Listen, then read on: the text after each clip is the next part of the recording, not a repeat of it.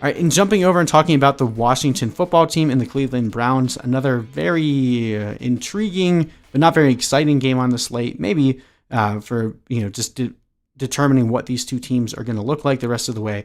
But Washington versus Cleveland, going to be very interesting to see if who's the real deal here in terms of what quarterback can end up performing. Baker Mayfield had a nice rebound week in week 2, whereas Dwayne Haskins still just really looked bad last week against the Cardinals. So over under again, kind of low, 45. Browns are actually given a 7-point spread here, which is intriguing. I don't really know that I buy into that. Vegas obviously favors the Browns here, but I mean, Washington, while they got blown out by the Cardinals, I mean, they beat the Eagles, and the Browns aren't exactly the most imposing team either.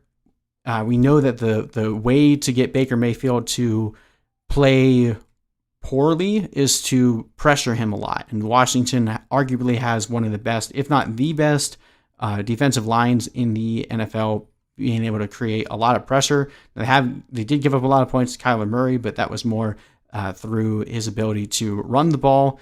And I'm worried for Baker Mayfield in this one. If he gets pressured, he gets hit a lot, we could see him start making a good bit of mistakes. So Washington also very good against the run. This is a very run-heavy team with Nick Chubb and Kareem Hunt. So something's got to give here between what Washington has done up to this point and what the Cleveland Browns want to do. This game is at home. Looks like their offensive line is going to be healthy. So I wouldn't be surprised if the Browns were able to just steamroll Washington in this one, but I don't necessarily project that that's what's going to happen. In terms of who we would start in this one, I mean, Antonio Gibson has looked really good. He's started to already see a really high uptick in his overall touches. Last week, he doubled his touches from the week before, and I really like Gibson a lot this week. The Browns, didn't give up too many points to Joe Mixon, but we saw, J.K. Dobbins be able to run on them. So Antonio Gibson also more of a threat in the passing game. So if you're going to throw a running back from Washington out there, I definitely think Antonio Gibson is a top 24 play this week. Terry McLaurin, after blowing up last week, it's kind of hard to ignore that. And then the Browns are the worst team against the tight end right now. And they were the second worst team against the tight end last year. They give up second most points to tight ends. And that makes Logan Thomas a very interesting play here. Not someone that you would think would end up being someone you want to jam into your lineup, but we saw the Browns last week struggle against CJ Uzomah and Sample. So if those guys can do it, I think Logan Thomas, who's still seeing over a 20% target share on his team, definitely has a chance at being a really good play this week. And I really like Washington's defense. I think they'll be able to force a couple turnovers from Baker Mayfield, get some sacks in this one. So I think they're a good defensive play. We're not playing anyone else on Washington, just to be clear. We're going to stick with the only guys that have legitimate upside here. Haskins is out for me.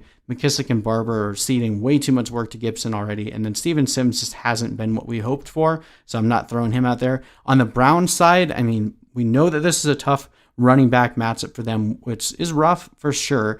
But overall, you still got to start Chubb and Hunt. Each week that their ceiling is absolutely massive. This game is at home, and they could surprise and just come out there and be dominant. So I'm not going to talk myself out of benching either of them, but I am lowering my expectations just a bit. Not expecting Chubb to have the kind of monstrous output that he had last week, but hopefully he can at least still get a score in and get enough carries on the ground. Whereas Kareem Hunt, I mean, he's just been so efficient. Even if he doesn't see a lot of touches, he's still been very productive for fantasy. So you got to keep him in your lineup.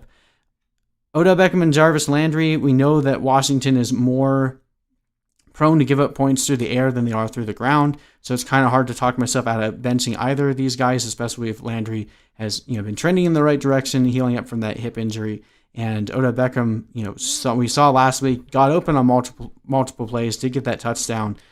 Not expecting a massive game from either of these guys, but I think they definitely give you enough to warrant a start. And then the Browns defense is good as well with Haskins back there making a lot of still rookie mistakes.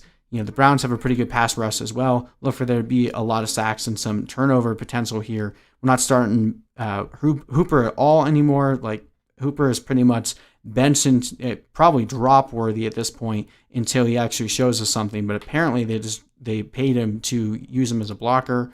So we're not using him for fantasy. And then there's no way I can trust Baker Mayfield against this defensive line. Just the downside for him is just too low.